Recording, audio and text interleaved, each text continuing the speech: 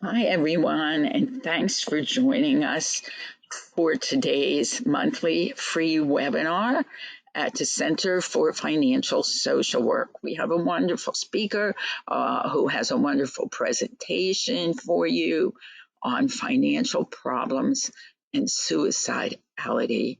A difficult topic for sure, but one that you're going to gain the insight and knowledge that you were looking for when you joined us today. So, I'm going to move this out of the way and we can get started. Okay, and I'm Rita Wolfson, the founder of Financial Social Work. This is our 25th year and anniversary, and we still have lots of exciting things happening the rest of this year. So I hope you'll watch for what comes next. Our guest speaker today is Allison Olson, and she's going to, I hope, tell you more about herself when I turn the program over to her. Answers to our most commonly asked questions and a few suggestions. You can check the chat box for messages. This is also an often asked question. We don't share the slides, they are proprietary, but we do post the recording on our website, on Facebook, and our YouTube channel within a day or so. And we email it to anyone who registered. You may type your questions into the question box as we move along, and we will answer as many as time permits. There are no CEs or certificates of attendance for this webinar, just some wonderful information that you came to learn. I like to begin with our financial social work affirmation that goes like this. And I do this because I feel it really captures the essence of my work. Just for today, I will love myself enough to face my fears, practice self-acceptance, and embrace hope. Silence my inner critic, speak my truth, and make peace with myself and with my past. Just for today, I will give myself permission to eliminate toxic people, beliefs, and behaviors from my life. I will prepare for a better tomorrow by healing my relationship with my money and myself today. So when we talk about money, it brings up so many thoughts and feelings, and I like to ask everyone to center yourself before we move forward and go on to the topic. Take a deep breath in, let it out slowly. Try one more, and we'll get started. Financial uncertainty. We are all living with it most minutes of most days. That's a sad truth.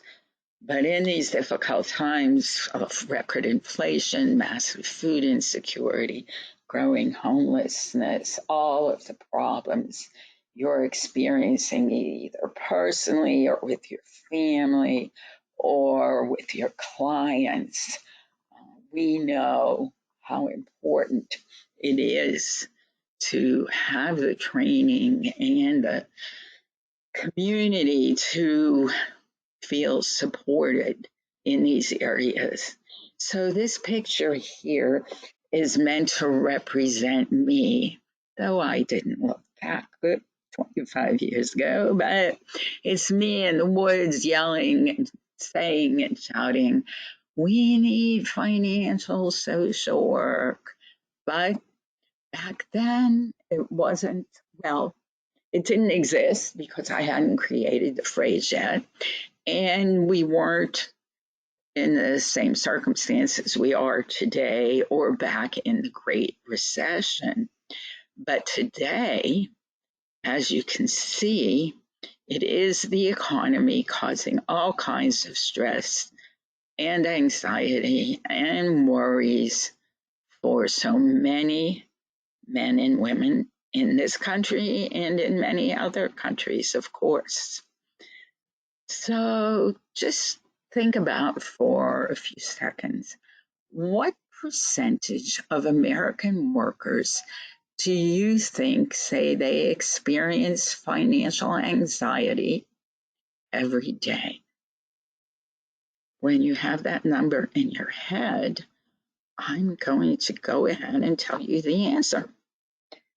75% of Americans say that they experience financial anxiety every day, and 43% of employees spend time on their personal finances at work. So you know and get this impression that finances are a big issue personally and professionally, at home and in the workplace. We do know that no one chooses to have money problems, but sadly, most people do.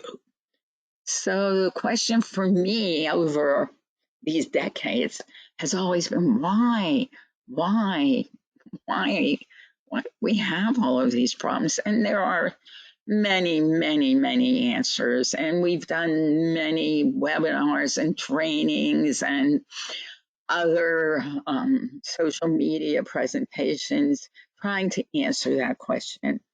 But for me, it pretty much comes down to the fact that we have rampant financial illiteracy in this country.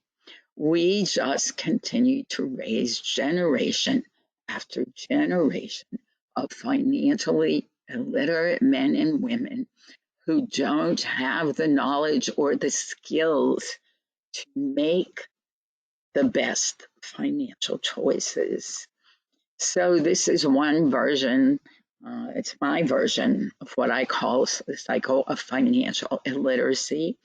And we know that money causes problems, stress, and trauma.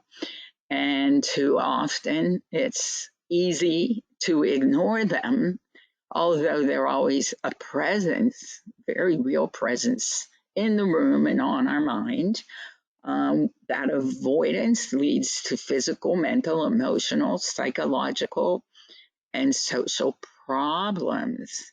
And in this, I'd say, kind of this decade of self care, too many people consider avoidance and denial of the financial realities of their lives more than they can cope with. And they feel that by avoiding and denying those problems, they'll consider that as self care, when, of course, the reality is it's very much self sabotaging and allows those problems to escalate and spiral out of control.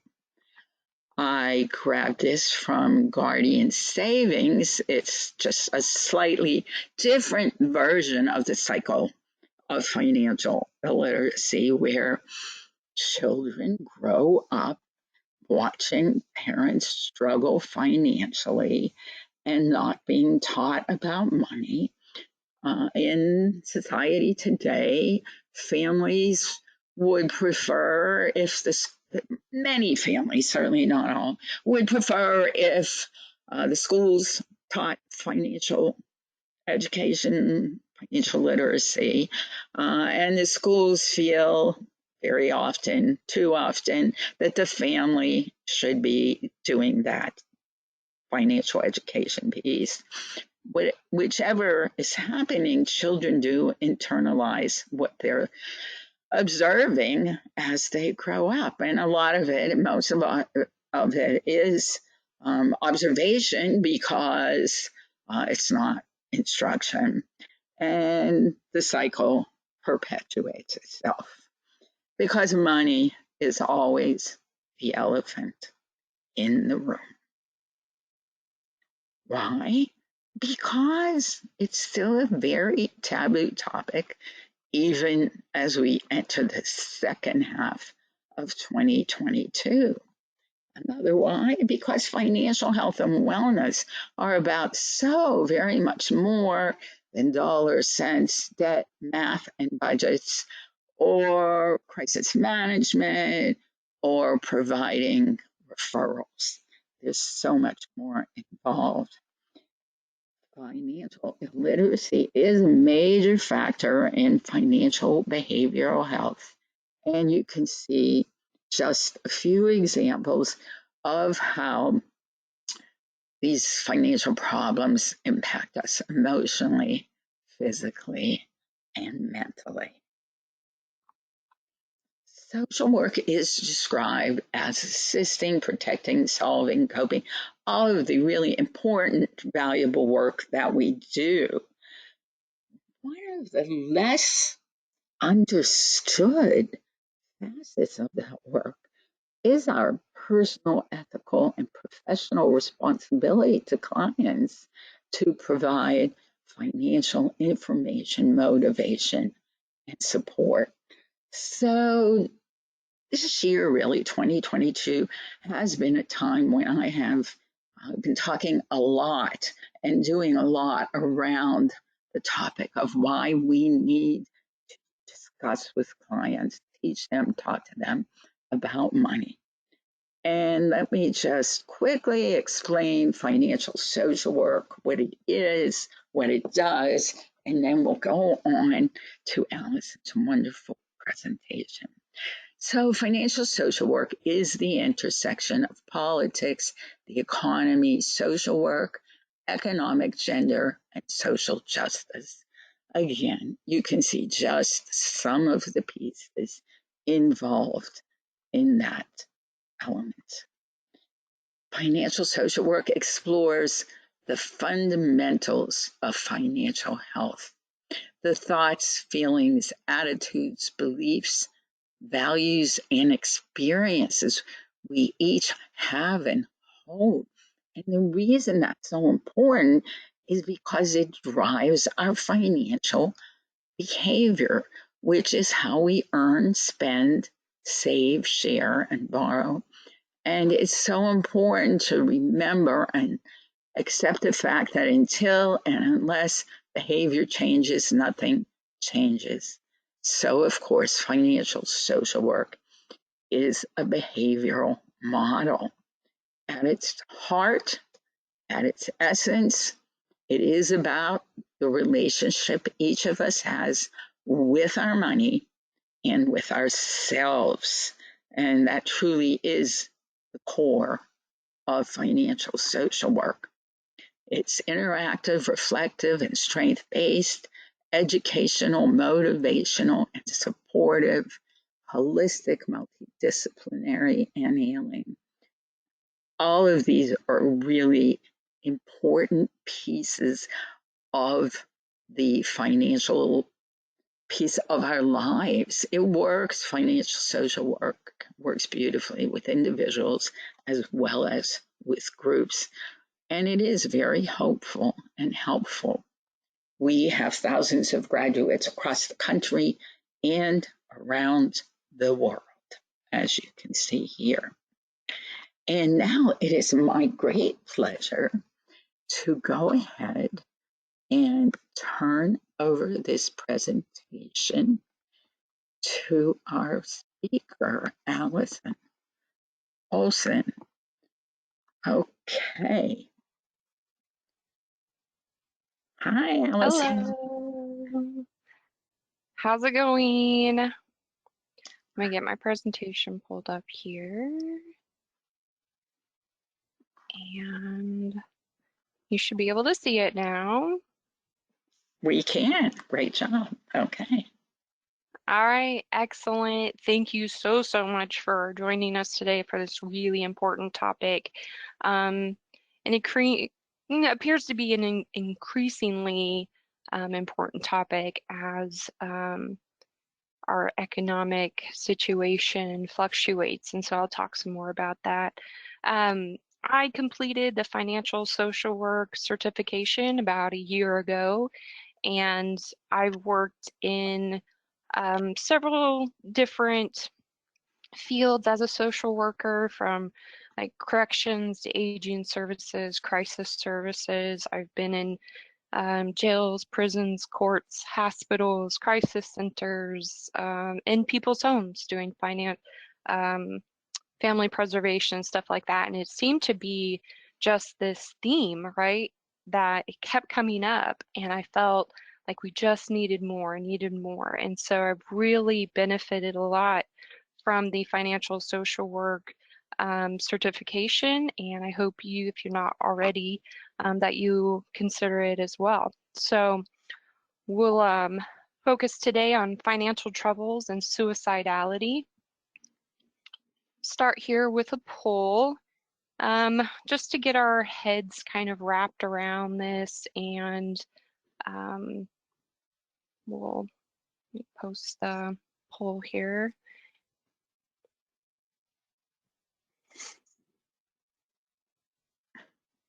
So it says people in problem debt are blank to have considered suicide than people who are not in problem debt. And so you can see that, are they not likely to have considered, less likely to have considered, as likely to consider? So maybe there's no difference there, 2 times more likely or 3 times more likely. We'll just take a few seconds here to participate. That would be awesome. I'll give you about, 14 more seconds.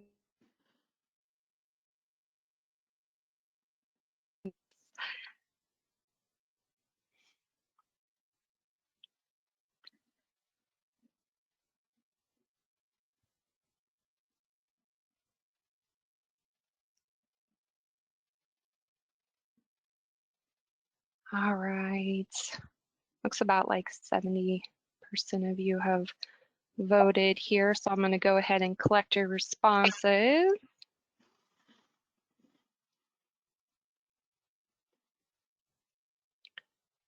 All right, so a lot of you said, about 55% said 2 times more likely, 36% said 3 times more likely, a few others just as likely, not as likely.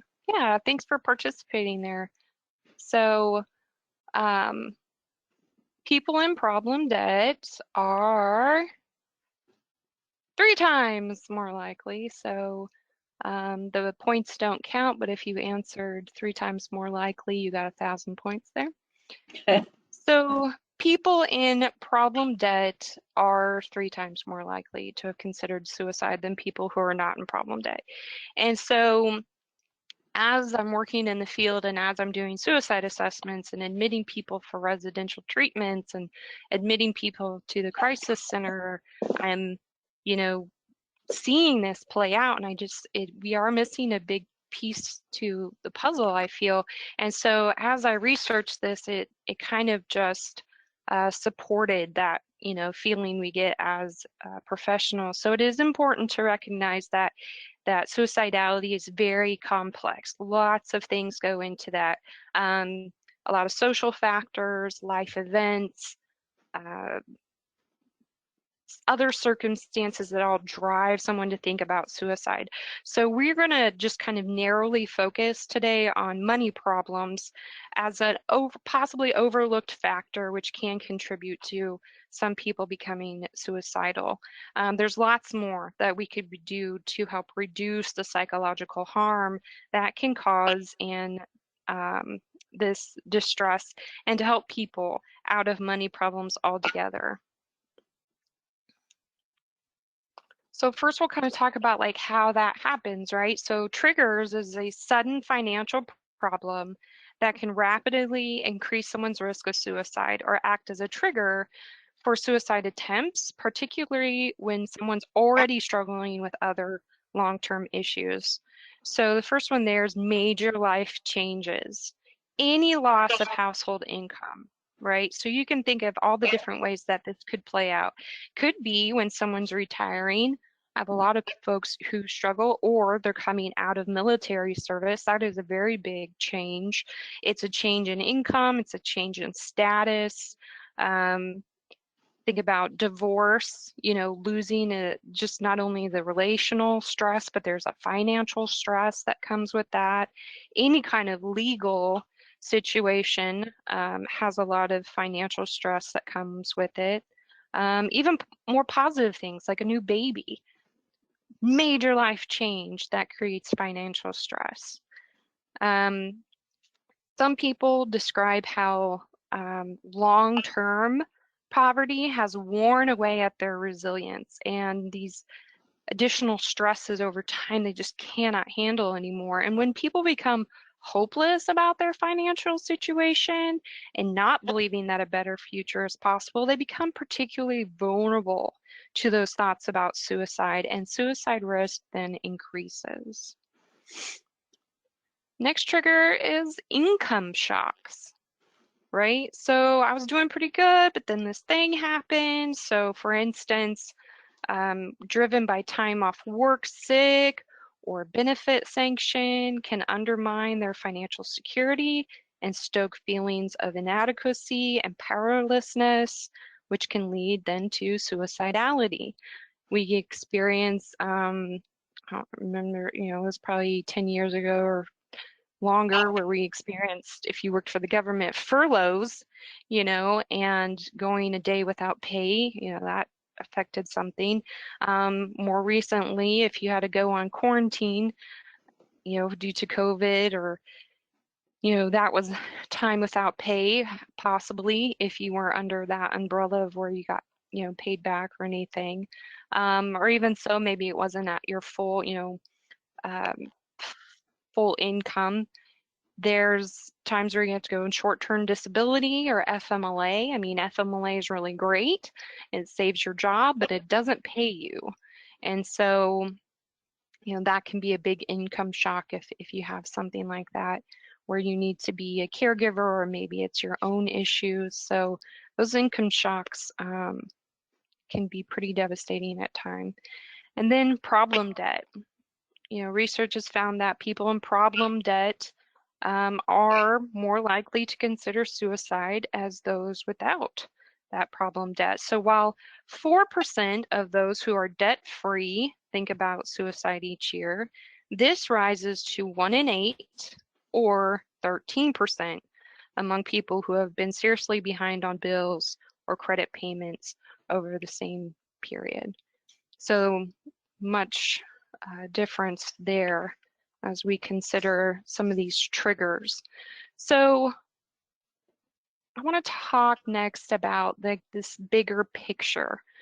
So for me, it's better to understand the bigger picture so I know how that affects people on an individual basis. So if you look at the financial stress index, it's a economist. If you have a degree in that's awesome. Maybe you understand this more, but the Kansas City Financial Stress Index is what I'm going to reference. And so they look at this specific set of data is from the Federal Reserve Bank of Kansas City. So it covers that region that all goes to the Federal Reserve Bank in Kansas City. And it is the monthly measure of stress in the United States financial system based on 11 financial market variables. Not going to go into the market variables, but just know that a positive value indicates that financial stress is above the long run average, while a negative value signifies that financial stress is below the long run average. Okay, so if you can see this here, we're going to take a snapshot in time that we're going to reference. And in 2009, there was this credit crisis, right? 2007 to 2009. At the height of this, October 2008, there was a political debate over TARP. So if you not know, TARP was the Troubled Asset Relief Program, right? So they were going to stabilize the financial system because, as you can see, it was it was in a positive direction, means that there was a lot of financial stress on the economy. So at the height of this in 2008, the Troubled Asset Relief Program was going to stabilize the system by the government buying mortgage-backed securities and bank stocks, right? So that was the whole buyback, mortgage crisis, housing crisis thing. So at the very top of that, so let's just think about that was a really high stress time that we can look back on, that 2007 to 2009 crisis. Economic stress index is another index we can look at to see how things were going over time.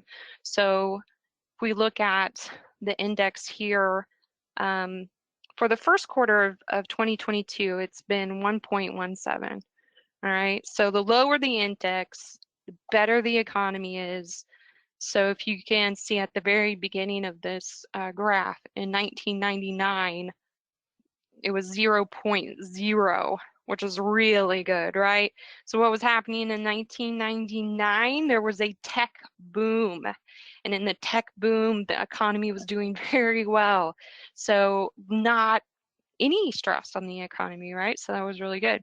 But then over time, again, like we talked about in the slide before during the financial stress index, with this 2008, 2009 area was during that credit crisis, right?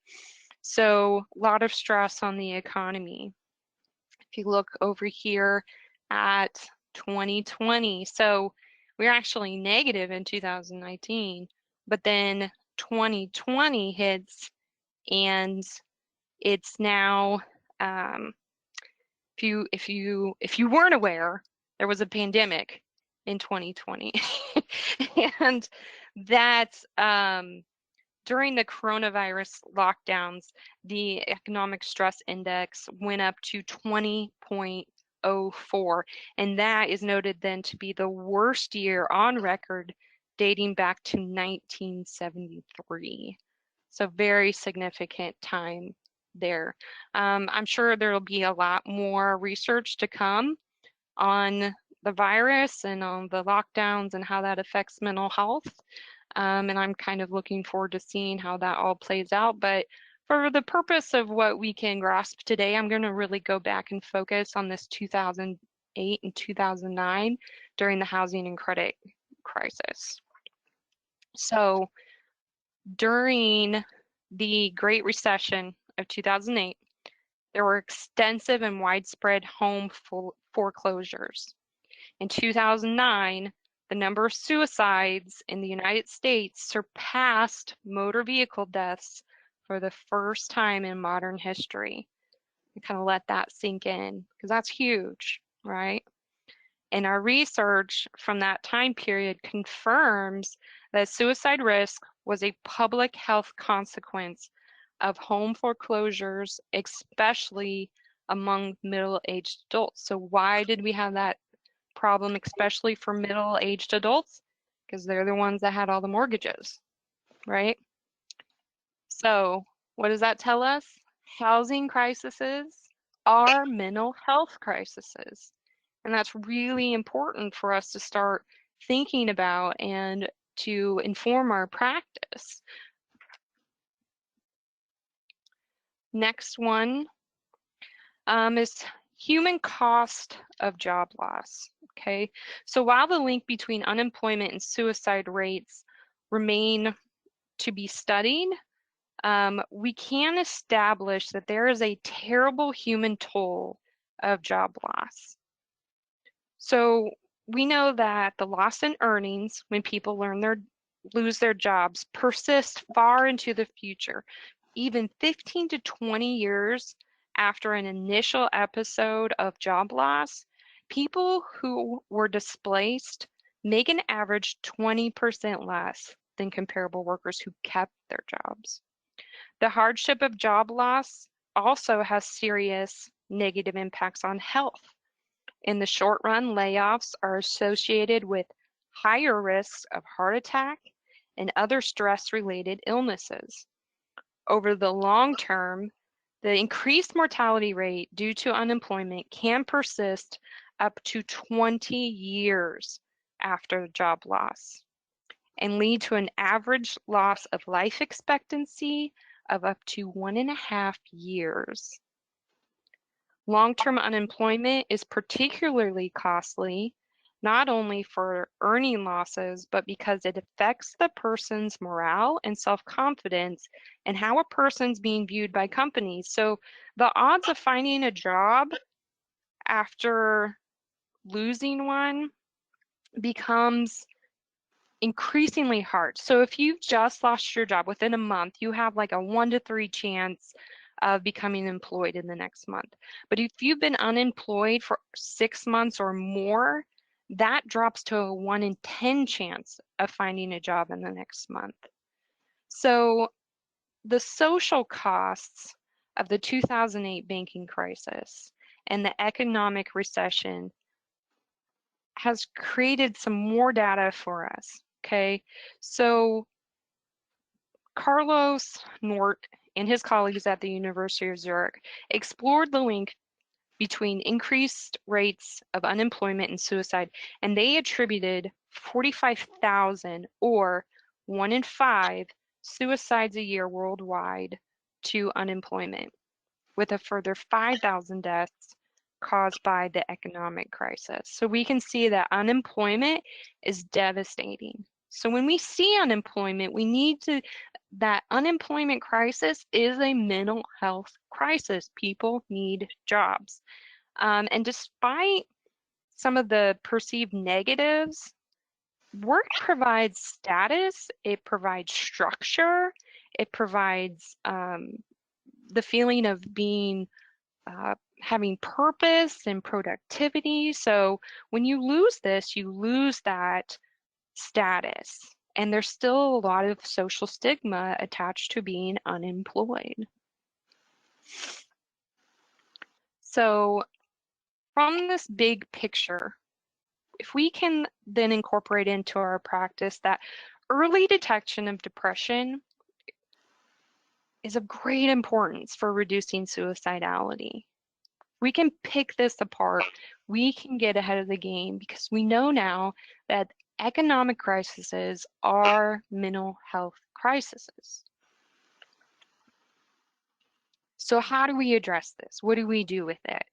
Well, a lot is wanting with that. We don't have great things in place to address financial wellness.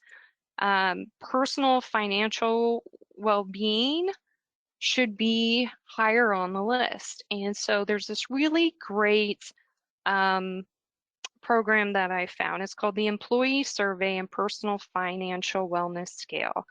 All right, so the I'll just pull it up, PFEEF. So in short, that is the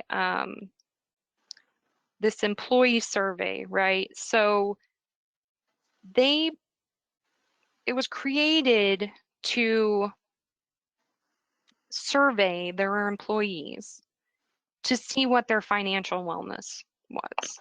And based on these questions, then they rated them on this 10-point scale. So 1 to 4 being kind of poor, 5 to 6 average, 7 to 10 being really great financial well-being. And why did the employer care? Well, they found out that the healthier the financial well-being was of their employee, the more productive, healthy, and profitable their work was. So it was like a win-win. The better our employees do, the better we do as a company. And so this scale found while creating the scale by Thomas Garman says Americans have financial problems for sure. So half say that they're facing financial difficulties and trying to reduce their debt. For 25% of the workforce, this financial stress is serious, and 30% bring their financial stresses to the workplace. And when they do that, it results in reduced productivity. They are running to stay in place financially, living paycheck to paycheck. They're stressing about immediate personal finances and their ability to afford retirement, and with little confidence in their ability to recover and manage their personal finances. No employees, not even well-educated and highly compensated, are immune from these problems. So it is an employer's self-interest to help employees improve their financial well-being, including saving, investing in retirement. And so this scale I thought was really interesting, because then after they determined kind of where everybody was at, they provided interventions, right? So it wasn't just this assessment, it was then how can I help you, right? So they provided financial education, budgeting, saving, very kind of foundational skills that everybody learns as they're growing up, or not everybody took a class on or knows what they're doing. So you may have this great job with a great income, but what you do with all that money may not even make sense. Then with the intervention, they addressed reported poor health, the poor family relationships, poor job outcomes. So they're not only identifying the problem, but they're working towards increasing those. They're encouraging changes in personal financial behaviors, benefit choices, investment decisions, counseling referrals, and those counseling referrals included mental health, employee assistance, marriage counseling, pastoral counseling, credit counseling, financial planning. So kind of whatever you needed, or whatever, financial health risks that you had, they're addressing those. Then we have retirement preparedness. Sometimes, when you're young, it seems so far away, or sometimes it's just around the corner, but regardless, financial wellness does include being prepared for that time where you do exit the workforce. So I thought that was really, really smart, and a really great program that I wish more would do, which brings us to our second poll here. So if your employer offered these benefits, financial education stuff, would you participate? You should be able to see that now. So whether it was a class or a referral for counseling, or additional, maybe it's one-on-one, but anything that could increase your financial wellness, you think you would participate?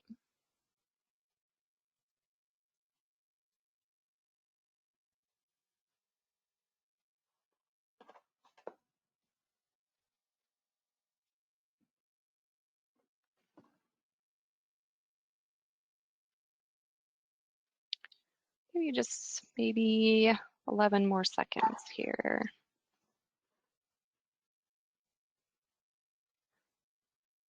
All right, about 70% of you have voted, so I'm gonna go ahead and close our poll here and share the results. It looks like there's a lot of interest. I mean, nobody said, well, maybe one person said there's no way I'm gonna do that, but most of us would even, would consider it, right?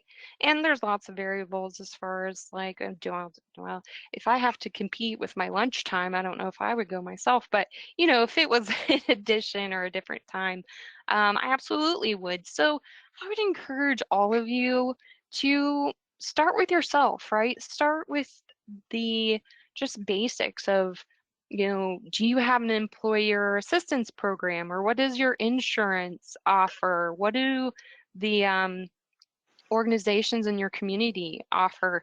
I referred a lot of people to our credit counseling non-for-profit here, and I went myself, and it was so helpful. They went over my budget, they did a soft hit on my credit, and we looked at that, and you got to really go over all those things with somebody who does it all the time, which is really helpful, and kind of either validate or make recommendations on how you can maybe make some adjustments to some of your behaviors or how you manage that. So excellent. Or if you're in financial social work, maybe you offer a class. All right. So I'm going to spend our last 10 minutes or so on assessment, right? So assessment of suicidality. So now we know that we have these mental health crises, right? And there are several risk factors associated with the potential for suicidality. And our research does show us that increased levels of financial problems are associated with higher risks of suicidality. The inverse is also found that as individuals experience suicidality, presented with greater financial problems than those who were not experiencing suicidality. So I always kind of reference, as someone who's assessed people and worked at a crisis center and hospitals, emergency rooms and whatnot, the zero suicide model is really great. And I've had to use two different ones, and these are both validated instruments through that program or through that model. And one of them is the Columbia Suicide Severity Rate Scale, the CSSRS. And it does include several factors related or are associated with financial related stress, so that's good, but it doesn't specifically state financial related troubles as risk factors. The other one is the safety, so that's the suicide assessment 5-step evaluation and triage, and that one does include financial status as a possible triggering event, but it does not, again, list it as a risk factor. And I think that's really important to know, because after everything that we've talked about, even so far, that it is a major risk factor. So first of all, the Columbia, right? So these are actual snapshots here of the assessment. The first part there being the activating events. So you can see right here, financial is on there. So that is considered, you know, a loss or significant negative event. Relationship, legal, those all, we've talked about that, have financial consequences as well. So if your activating event was divorce, say, or maybe your spouse has passed, that is going to be a huge financial stress. You know, death is a huge financial stress where, you know, how am I going to pay for the funeral or any of the associated costs? Legal, also listed here is like pending incarceration or homelessness. Lots of legal or financial implications here. Being incarcerated means you're out of the workforce. There's lots of fees and fines that go along with that. Homelessness, being likely also out of the workforce, or maybe not, but lack of income, evictions, lots of financial consequences there. And then you can look, this is a section on clinical status. So hopelessness is in there, and we've talked about how people in problem debt, you know, if you can't figure out how you're going to get out of $20,000 or more of credit card debt when the interest is 20 to 23% or whatever, yeah, you could become kind of hopeless. Highly impulsive behavior is an interesting one. I had a resident in our crisis center who then was doing our groups, and she's like, well, I need somebody to go over to my house to, because I had Amazon package I ordered and delivered. I said, you ordered something from Amazon while you were in treatment? And she's like, yeah, I just got some camping equipment. I was like, camping equipment, interesting. So you plan on going camping? Well, it sounded fun. Okay, well, how much stuff? She had bought like $800 worth of camping equipment. She was probably uh, a disability making $1,200 a month. So that impulsive spending, definitely something we can address with financial social work. Substance abuse, or dependence, um, drugs a lot of time cost money, and when you're using it all to get your fix, you don't have a lot left to buy other needs, or it also makes it hard to show up to work and be productive. So lots of consequences financially with that. Health's a big one. Even with good insurance, you have co-pays, co-insurances, you have to meet your deductible. If you look at your out-of-pocket costs, that can be a tricky one too. Like if your out-of-pocket maximum is $12,000, and I mean, if you have $12,000 sitting aside for that, kudos to you. A lot of us don't. And then there's the safety. So here's the risk factors listed for the safety assessment. Very similar in general, as far as context to the Columbia. You can see here financial is listed right here under stressors, interpersonal, precipitants, that sort of thing.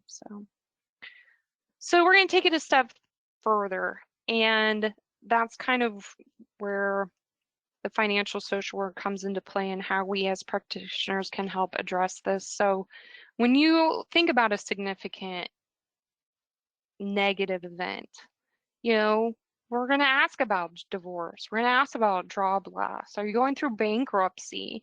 What are you going through? Is that stressful?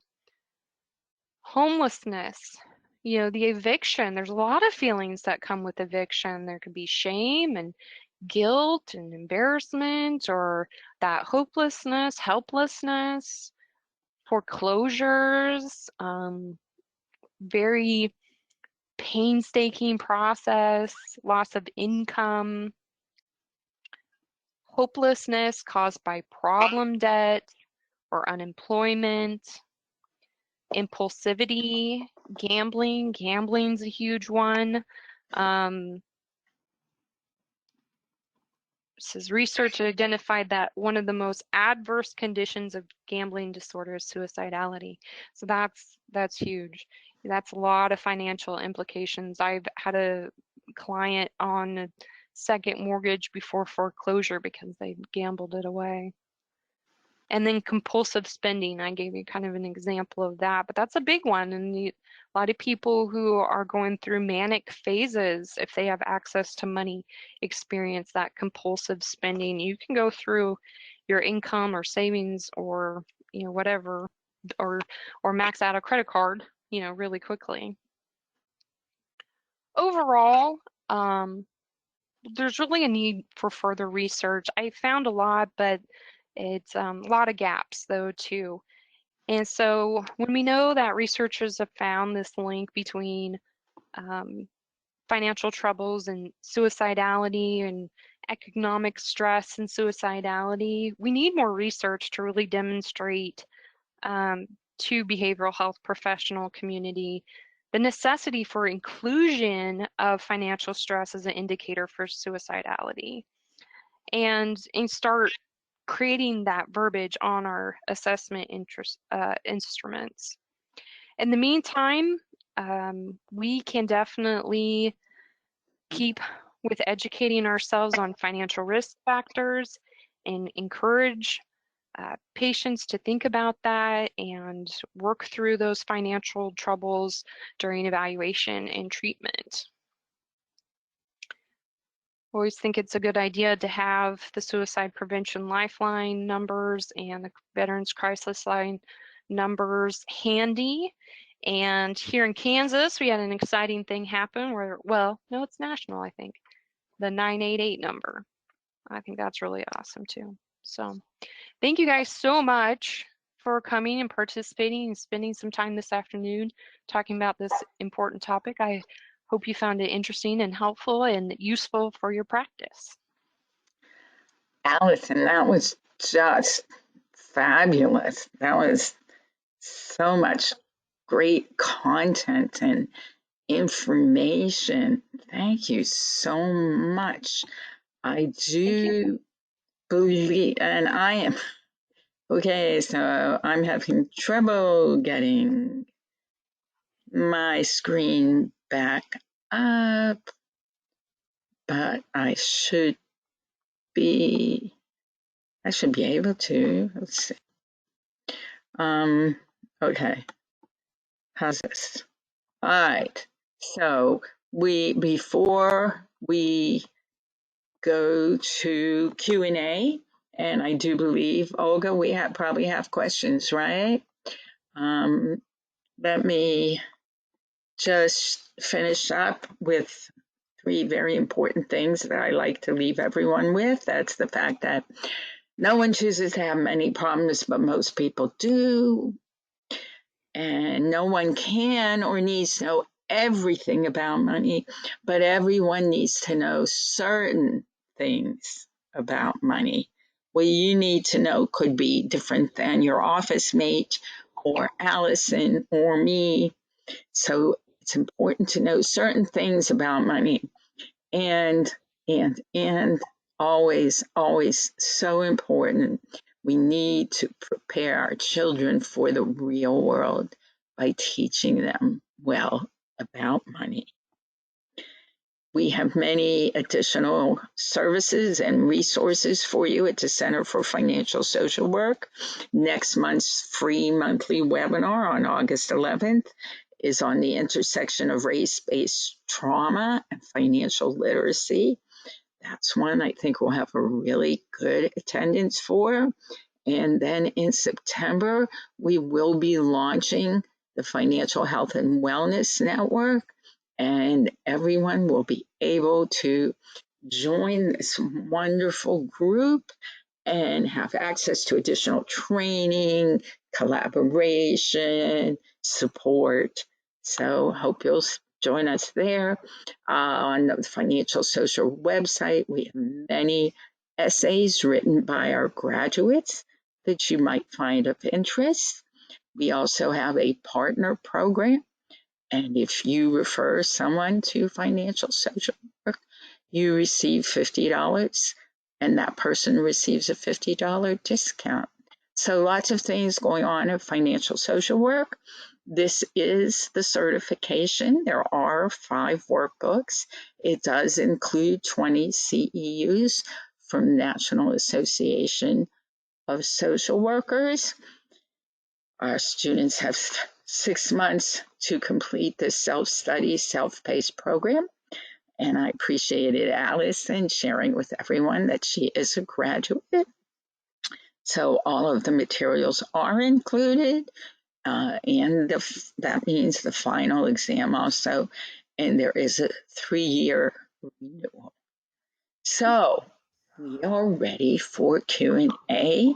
I will reiterate one last time, there are no CEs or certificates of attendance for this webinar. We will be sending out the recording in the next day or so, and we do not share the slides. They are proprietary. And I know that you all just learned a lot of information today, and I want to be sure to thank Allison one more time and to thank all of you. We know how valuable your time is. Olga, do you have some questions for us? Yes. Terry is asking, what's the definition on financial well-being?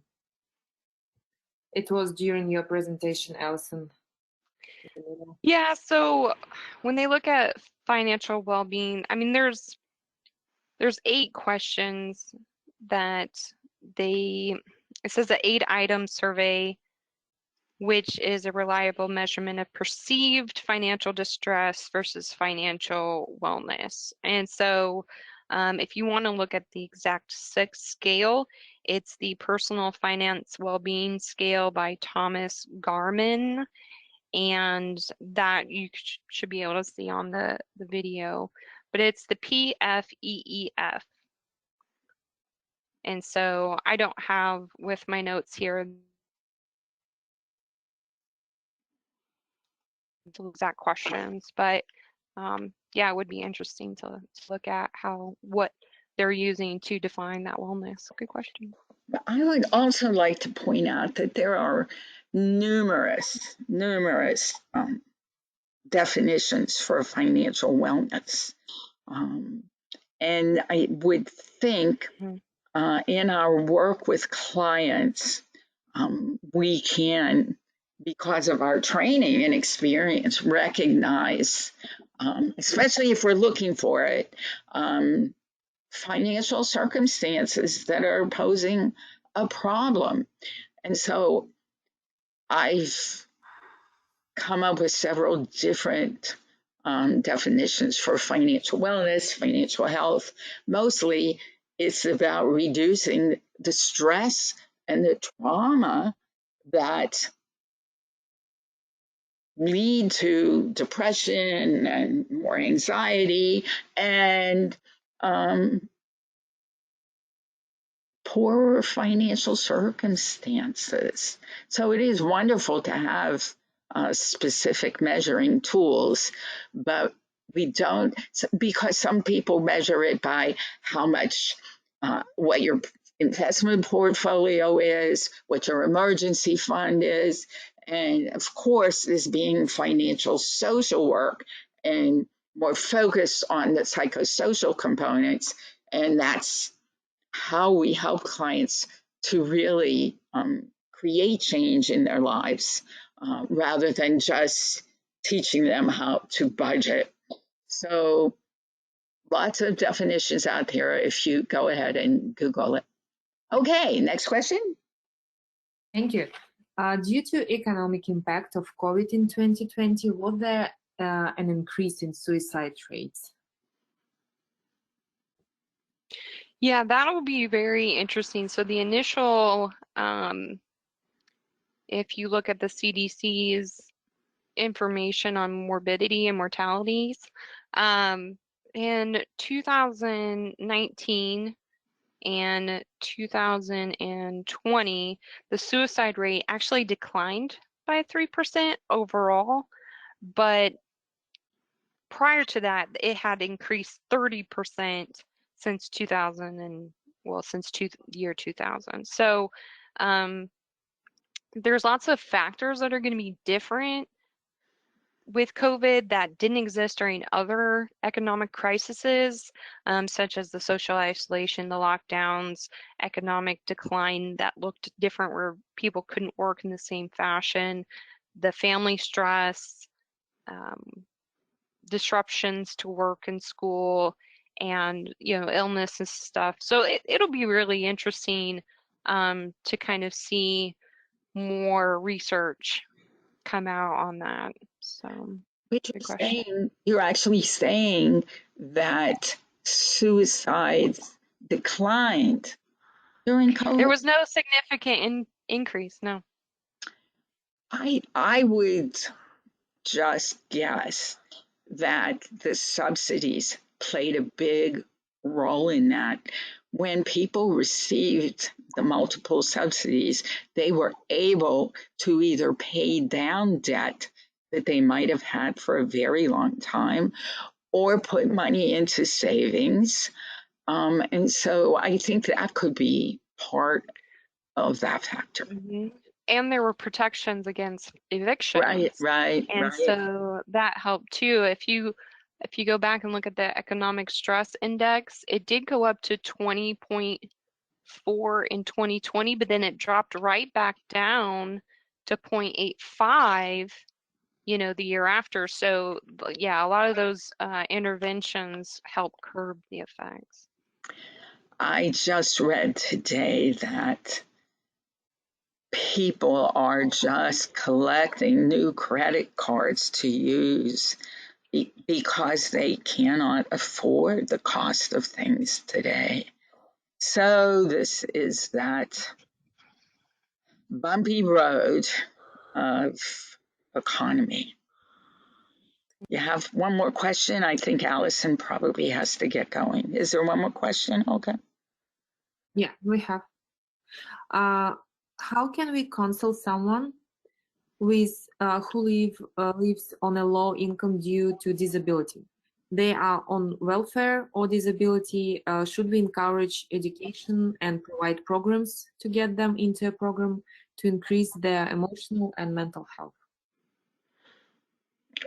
Yeah, when you're on a fixed income, it makes it very hard. And right now, I'm a medical social worker and I work with people on Medicare and Medicaid, and most of them are on limited incomes. And so just because their prescription cost goes up or healthcare costs or whatever cost goes up doesn't mean they're going to make any more money, nor do they really have the opportunity to make more money.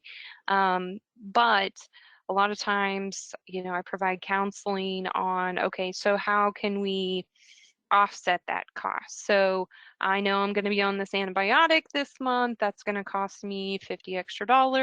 So I'm going to get $50 worth of groceries from the food bank instead of going grocery shopping. We also encourage them to use other community resources for emergency, because it is an emergency, when things like that pop up. Other programs, and I'm sure it would depend on, if they're in a rural area or urban area, what non-for-profit or programs are in their area, but definitely reach out to their community and see what you can do to help supplement. Yes, we could certainly talk for a very long time on potential possible ways of helping clients. That's certainly the goal of the financial social work certification, but also all the ebooks and essays and recorded webinars on the website. So we have a lot of resources for you as you go on this journey that Allison Olson was so wonderful to set us on today. One final time, Allison, thank you, thank you, thank you. The audience is thanking you, and I hope you'll consider doing more for us in the future. So have a beautiful day, everyone, and I hope we'll see you back here next month. All right, take care. Bye now.